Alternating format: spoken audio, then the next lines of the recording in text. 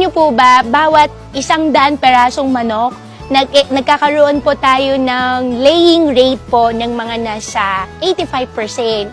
So, bawat 100 po na manok, kada araw, meron po tayong 85 pieces po na itlog. Ito po sila. Kumain po tayo ng maraming itlog, kasi ang itlog po masustansya po talaga. Chiring! Guys, alam niyo po ba, mga chicken po natin, kumakain po sila average ng 110 grams na feeds a day.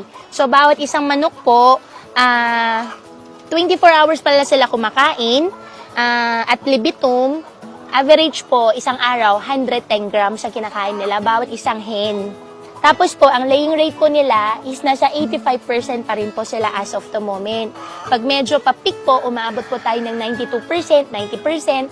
Pag medyo tumatanda na po sila, medyo pababa na po yung laying rate natin, bumababa po sila ng hanggang as low as 70% or even lower. Kaya every now and then po, nagpapasok po tayo ng bagong manok, bagong inahin, para ma-maintain po natin yung performance. Ito po yung eggs natin, bumili po tayo ng maraming itlog, kumain po tayo ng